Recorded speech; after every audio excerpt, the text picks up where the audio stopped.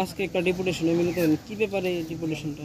Actually আমাদের মেলাঘর পৌরসভাতে গত 2 মাস আগে 86টা 86 ভাতা দেওয়া হয়েছে আমাদের সিডিপিউ মেলাঘরের তরফ থেকে।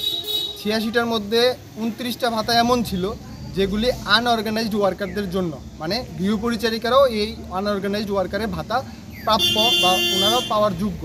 কিন্তু দেখা গেছে এই 29 জন যারা ভাতা পেয়েছেন, আনঅর্গানাইজড অসংগঠিত শ্রমিকদের যারা ভাতা পেয়েছেন, তাদের মধ্যে একজনও আমরা প্রমাণ সহকারে আমাদের সিডিপিউ সাহেবের কাছে তুলে ধরেছি।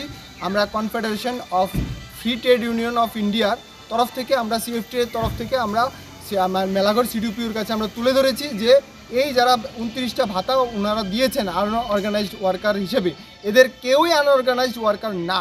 আমরা প্রমাণ সহকারে দিয়েছি। আমাদের দাবি এই সম্পূর্ণ ভুয়া এই নামগুলি বাতিল করে, যাতে মেলাঘরের যারা সত্যিকারের আনঅর্গানাইজড ওয়ার্কার, যারা পথে ঘাটে বাড়িতে বাড়িতে মানুষের বাড়িতে গৃহপরিচারিকার কাজ করেন, তারা যাতে ন্যায্য যারা ন্যায্য প্রাপ্য তারা যাতে এই ভাতাটা পায়, তার জন্য যাতে মেলাঘর সিডিপিউ সাহেব ব্যবস্থা নেয়। উনি আমাদের আশ্বস্ত করেছেন যে এই আমাদের এই ডেপুটেশনের কাগজ উনি আগরতলা আমাদের সিডিপিউ যে দপ্তর আছেন, ঊর্ধ্বতন কর্তৃপক্ষ আছেন, যে সমাজ শিক্ষা দপ্তর, ওনার কাছে পাঠাবেন।